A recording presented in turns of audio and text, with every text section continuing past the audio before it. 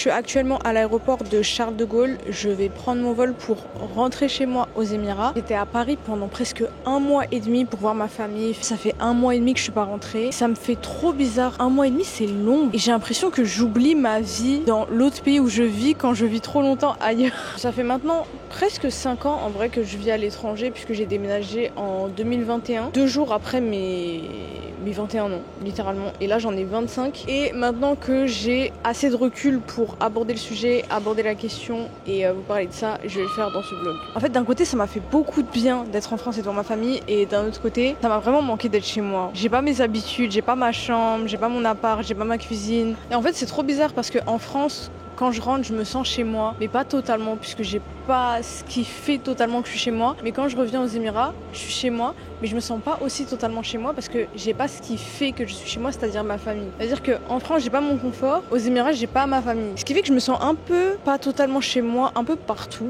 Alors il y a beaucoup de thèmes qu'on va aborder dans cette vidéo, mais le premier déjà, c'est l'organisation. Je fais énormément d'allers-retours entre ma famille, mon chez-moi, les voyages que je fais tout au long de l'année pour vous produire du contenu. Et comme vous le savez, l'organisation, c'est la clé. Alors je suis pas la fille la plus organisée du monde, bien au contraire. Je suis beaucoup plus une one life, mais une part d'organisation, c'est super important pour pas perdre ses affaires. Ça, c'est quelque chose que j'ai appris. Avant, j'étais beaucoup plus moins organisée, si je puis dire. Et c'est vrai que ça m'a causé beaucoup de problèmes. J'ai perdu beaucoup d'affaires et j'ai perdu beaucoup d'argent. Donc du coup, maintenant, je tends à prendre les choses beaucoup plus doucement et surtout à être énormément organisée. Je m'aide toujours d'outils essentiels pour mes voyages.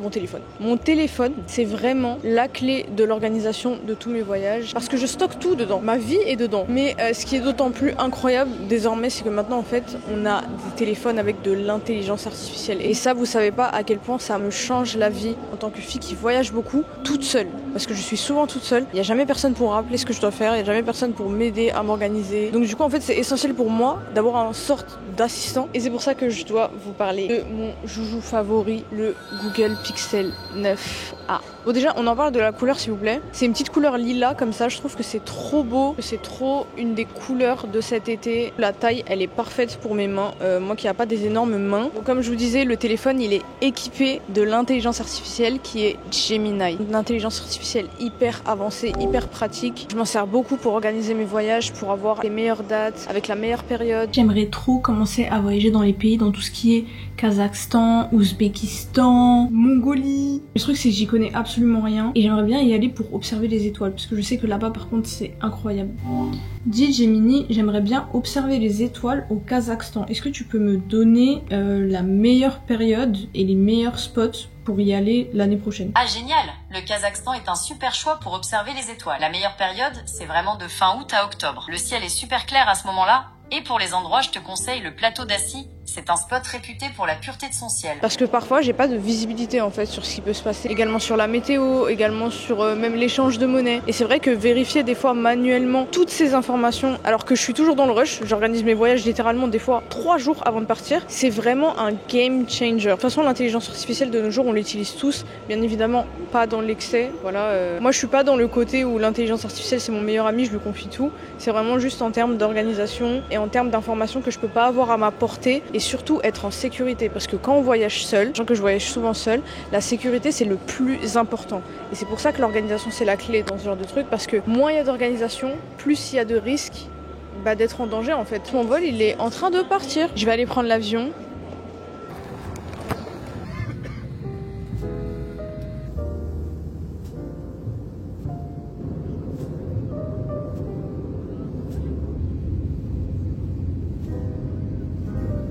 Bon, là je suis en escale au Bahreïn et j'en profite pour faire une petite pause repas. On a mangé qu'à midi et il est déjà 19h, donc j'ai faim. Hein.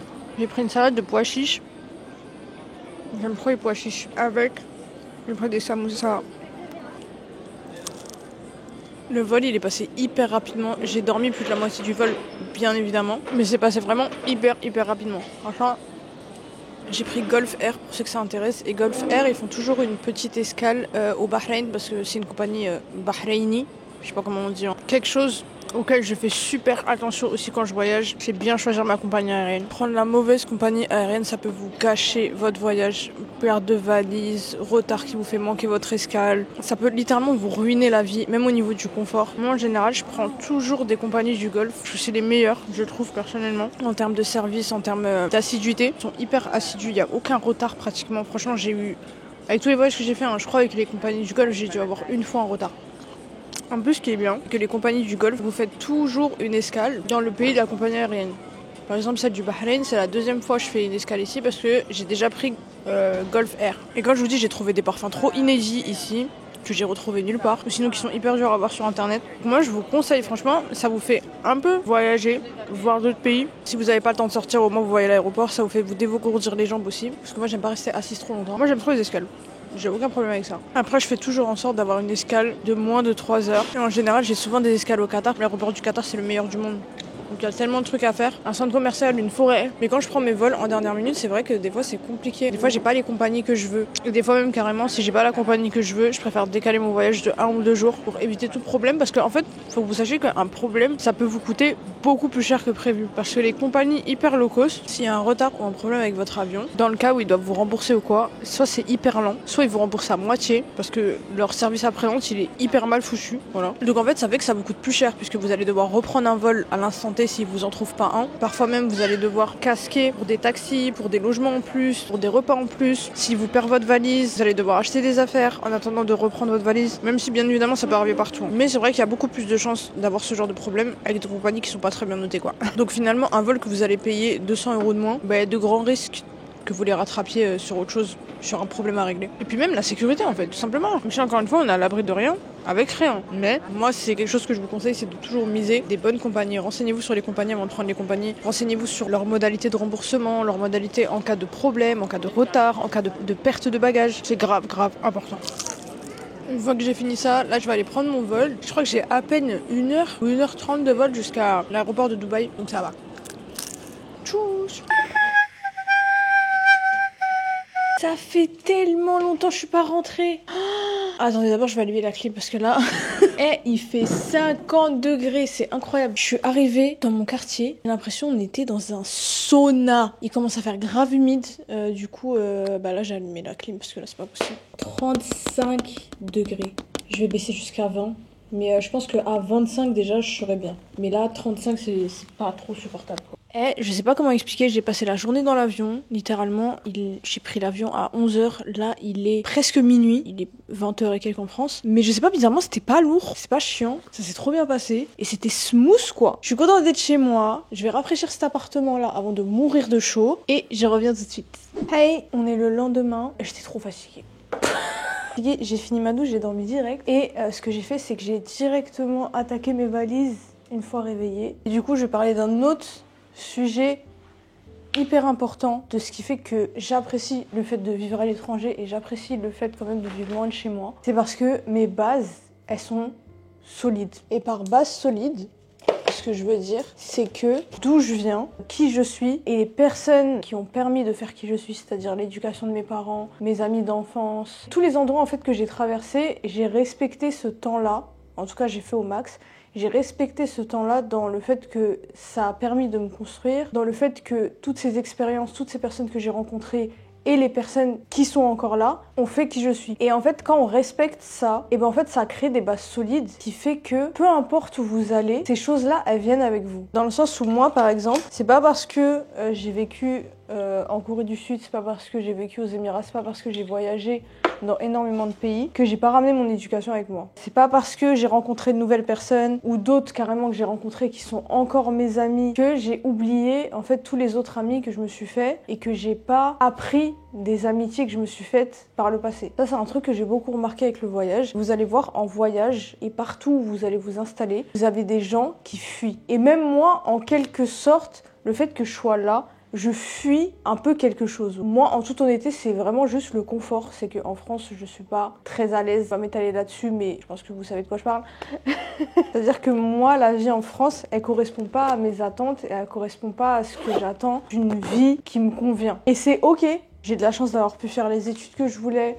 J'ai de la chance d'avoir pu naître en France et naître privilégiée parce que grâce à ça et grâce à toutes mes expériences, je peux vivre ce que je vis aujourd'hui, vous voyez. Je prends ma petite valise, je la mets dans ma moyenne valise, je prends ma moyenne valise et je la mets dans ma grande valise. Et je range ça. Pour imaginer un peu ce que je dis, c'est que imaginez vous êtes en mer et que vous êtes tout seul avec un bateau. Avant de partir, faut construire le bateau. La qualité et la durée dans le temps de votre bateau, elle va dépendre de la qualité de votre bois, de la qualité des constructions, de plein de choses en fait qui font que le bateau va être solide. La solidité de votre bateau va faire en sorte que vous puissiez naviguer le plus longtemps possible. Si votre bateau, il n'y a que 3 planches en bois qui sont connectées avec 3 clous et 2 ficelles, vous n'allez pas durer longtemps en mer, vous allez couler. Et après, vous allez devoir retourner à la nage chez vous.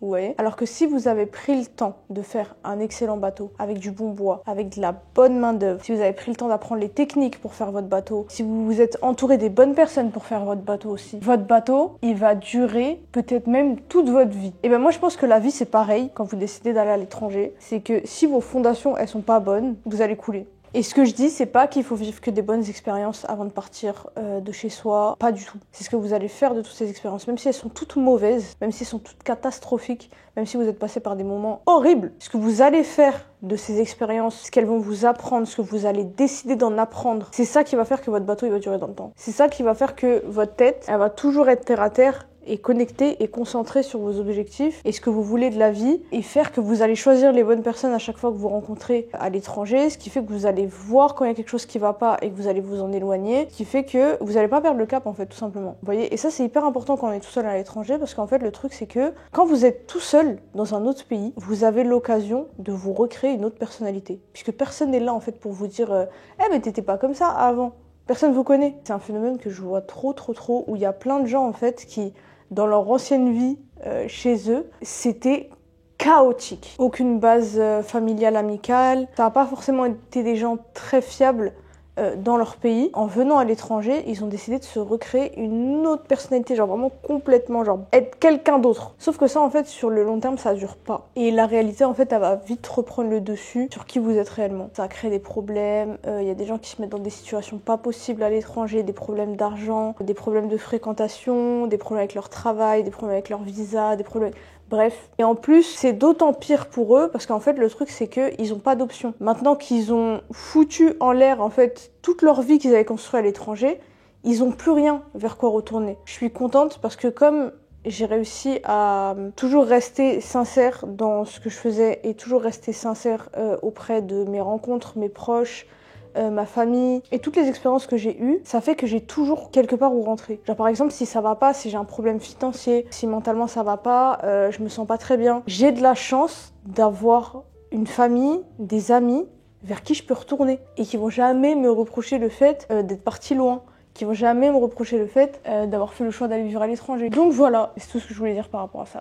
Je vais juste bosser un peu sur mon PC et après je vais aller chez le dentiste. Je suis pas allée chez le dentiste du coup depuis 1 mois et demi. Et sachant que j'ai des aligneurs, et pour ceux qui vont me demander, je fais une explication rapide. En fait j'ai une dent sur le côté qui poussait à l'intérieur de mon palais. J'ai consulté 3 dentistes et les 3 dentistes ils m'ont dit en fait si elle a poussé à l'intérieur c'est parce que t'as pas de place. Ta bouche elle est complète, votre écart au milieu, si vous le fermez il y aura de la place. Et c'est la seule solution. Et en fait, j'étais obligée parce que je veux pas avoir de caries. Les dents, c'est super important parce que quand vous vieillissez, après, c'est un aller sans retour. Une fois qu'elles commencent à s'abîmer, vous pouvez plus du tout faire grand chose. Donc pour moi, c'était important de aligner mes dents, en fait, permettre de les garder en bonne santé le plus longtemps possible, quoi. Mais bon, c'est pas grave. Écoutez, j'ai fait la paix avec ça. J'ai fait la paix avec le fait que ça a été très dur, hein, je vous avoue, parce que je tenais vraiment à mon écart. Franchement, j'ai fait la paix avec ça.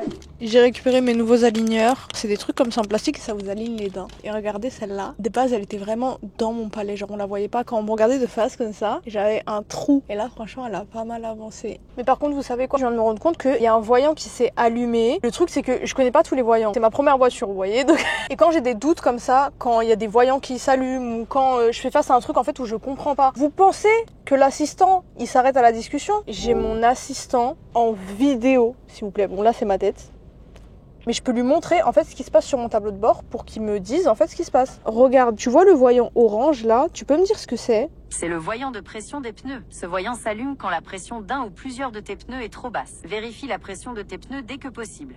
Hey! En fait, cette vidéo, c'est vraiment un petit journal de bord où à chaque fois que j'ai une pensée, je vous le dis. Il y a un truc que j'ai compris aussi en vivant à l'étranger, c'est que la Terre continue de tourner avec ou sans vous. Alors je m'explique. Il y en a beaucoup qui ont cette peur en allant à l'étranger, en fait, que justement, comment ma famille va faire sans moi, comment mes amis vont faire sans moi. J'avais cette peur aussi de laisser ma famille, de laisser mes frères et sœurs, et j'étais vraiment en train de me dire, mais comment ils vont faire sans moi, comment ils vont grandir sans moi, mais peut-être qu'ils ont besoin de moi, et quand ils ont besoin de moi, comment ils vont faire? Et ben, sachez que les gens se débrouillent sans vous. Sachez que la vie continue. Voilà. C'est que c'est un truc dur à avaler. Vous allez voir qu'une fois partis, les gens vont continuer à se marier, à avoir des enfants, les gens vont continuer à avoir de nouvelles passions, à s'inscrire à de nouveaux sports, à réussir leurs études ou à avoir des échecs avec ou sans vous. C'est quelque chose de dur à accepter et c'est quelque chose qui va vous frapper en pleine tête quand vous allez revenir après plusieurs mois ou plusieurs années, quand vous allez voir à quel point les gens ont grandi, certaines fois ont mûri ou même ont foutu leur vie en l'air, je sais pas, alors que vous n'étiez pas là. En fait, c'est pour ça que ça demande beaucoup de maturité de vous dire que vous n'êtes pas essentiel à la vie des autres. Pas dans le sens où vous servez pas à quelque chose, je pense qu'on a tous apporté notre pierre à l'édifice, à la vie de quelqu'un, mais dans le sens où c'est apprendre à lâcher prise sur comment vous laissez cette pierre, vous voyez. Et une fois que j'ai compris ça aussi, j'ai vu mes amitiés par exemple de manière beaucoup plus saine. Parce que en étant dans une communauté, que vous avez grandi avec eux, que vous avez toujours vécu avec eux, vous êtes allé à l'école avec eux, vous avez fait vos anniversaires avec eux, en fait vous voyez pas la vie sans ces personnes-là. Sauf qu'en fait, vous faites un peu le deuil de votre importance dans la vie des gens. Je dis pas que vous n'êtes pas important, bien évidemment. Vos conseils comptent, votre voix compte, votre présence compte, vos cadeaux comptent, dans tous les cas. Mais vous faites le deuil sur le fait que vous êtes essentiel à la vie de quelqu'un. Oui, on est important, mais essentiel, non. Parce que sinon, on n'êterait pas seul. Et j'avais super peur avant. Encore une fois, hein, ça veut pas dire que ma famille, mes amis, sont pas importants. J'ai les mêmes amis pratiquement depuis le collège et lycée. J'ai des amis que je me suis fait en cours de route qui le sont toujours. Ma famille, ça bouge pas, on s'appelle pratiquement tous les jours. Mais voilà, vous voyez les gens prendre de l'âge, vous voyez les gens avoir des enfants, se marier. Et c'est pour vous dire que les gens, avec ou sans vous, ils avancent et continuent d'avancer. Donc voilà, c'est juste faire le deuil un petit peu sur ça. Mais c'est pas négatif, hein. C'est peut-être même un petit peu libérateur, je dirais. Parce que vous vous rendez compte que vous n'êtes pas le sauveur du monde. Vous apportez beaucoup de choses avec votre présence, mais que vous pouvez pas sauver le monde entier. Vous n'êtes pas le centre du monde. Et ça rend humble. Mais voilà, vous savez quoi? J'étais chez moi, j'avais fini tout ce que j'avais à faire et je m'étais dit pourquoi pas sortir et aller à la plage. La plage, elle est à 20 minutes de chez moi. Du coup, je peux y aller quand je veux. J'aime bien me poser à la plage et juste regarder la plage. Franchement, je trouve que l'eau, c'est hyper apaisant. Ça remet les idées en place de temps en temps. J'aime beaucoup.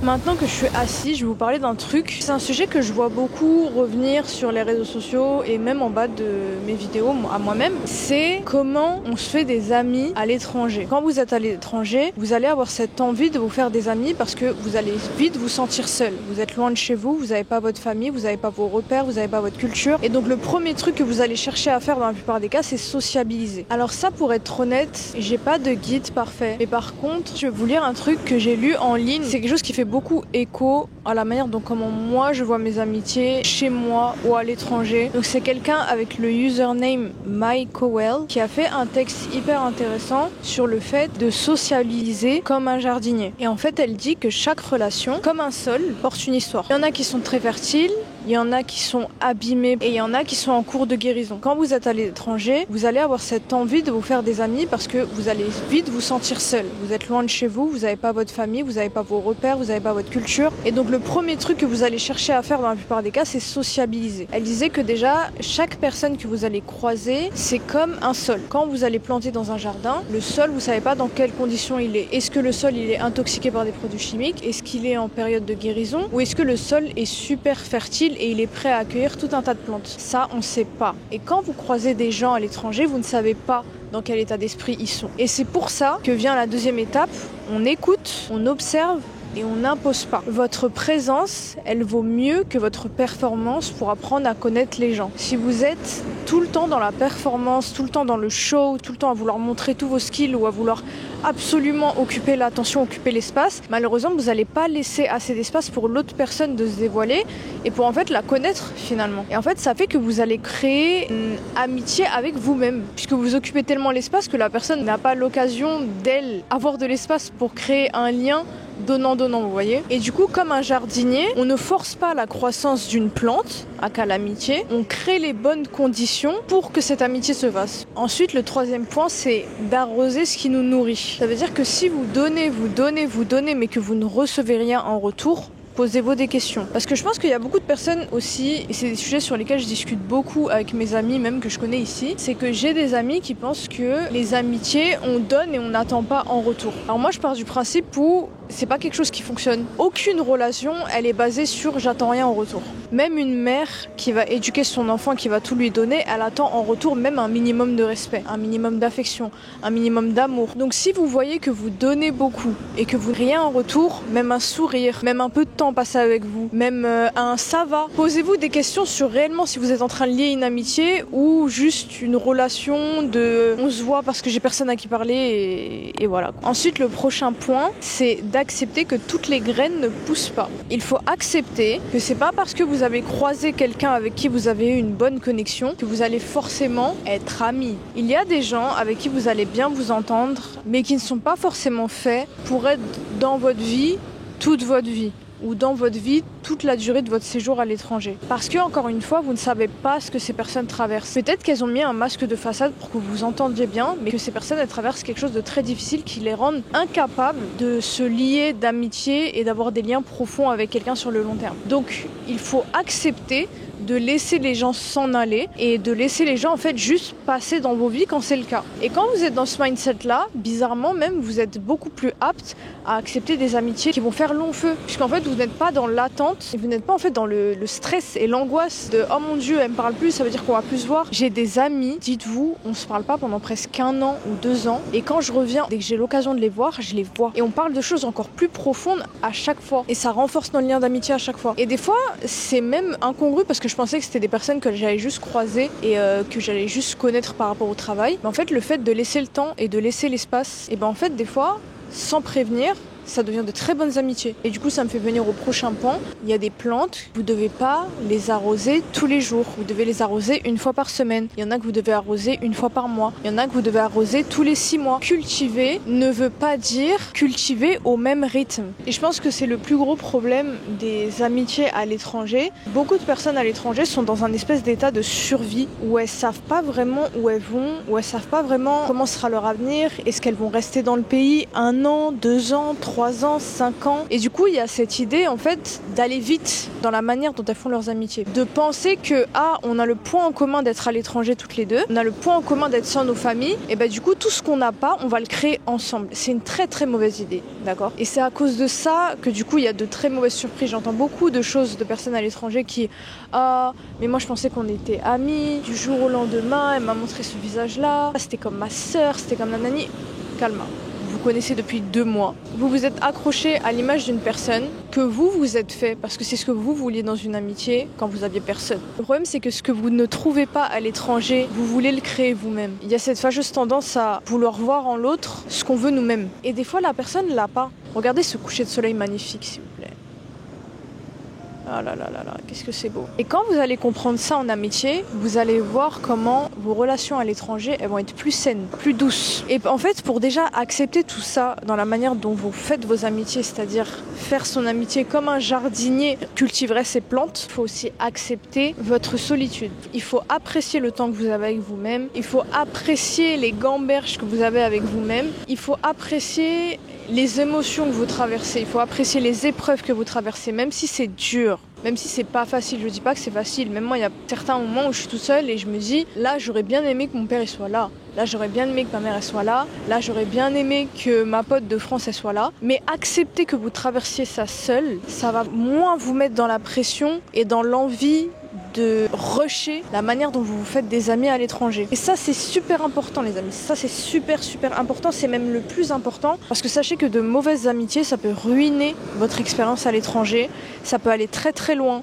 Ça peut vous emmener en prison si vous tombez sur de mauvaises personnes, littéralement.